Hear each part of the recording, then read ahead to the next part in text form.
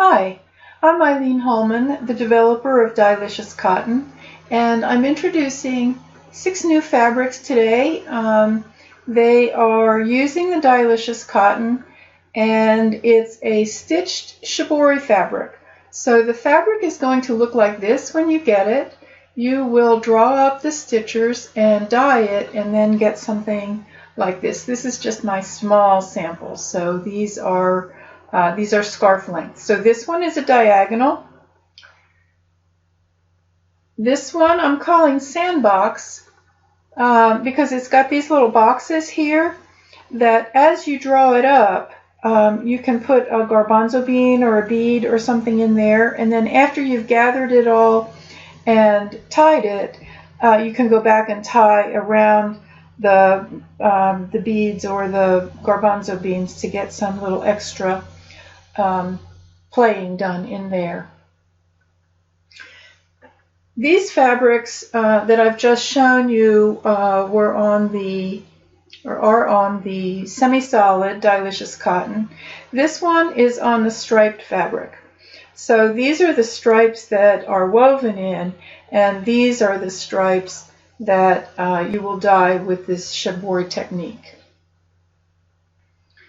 This one again is on the semi-solid. This previous one is the only one that's on the striped fabric. The others are all on the semi-solid.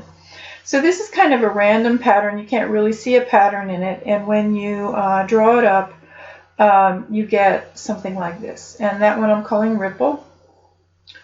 This one is the weavers know it as blooming leaf, and so it's a fairly large pattern. And this last one then is a diamond pattern, and you will get a fabric that looks like that after you draw it up and dye it. So you can, I have only with these, most of these I have only done one layer, but you could dye it before you draw it up. You could dye it after you draw it up. And then, you know, either one could be the over dye, so you could do 2 colors. So I have a piece here of the diamond that I did with a yellowish, and then blue over top of it to get the green.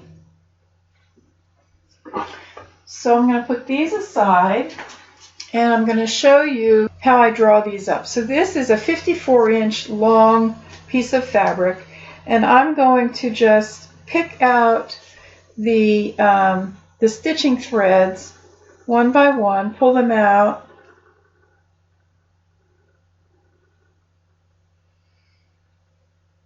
so that I've got something to work with here.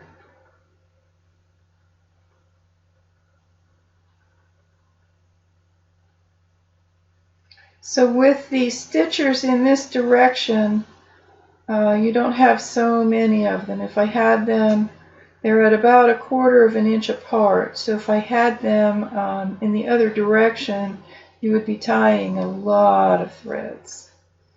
So this makes it a little bit easier. Now I'm just pulling these out far enough so that I've got something to work with. And I want to make sure I've got them all.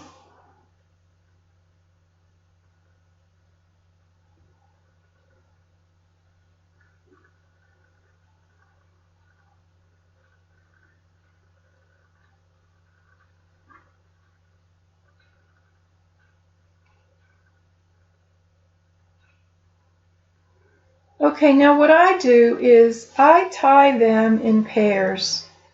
So I'll take these 2 and I just tie an overhand knot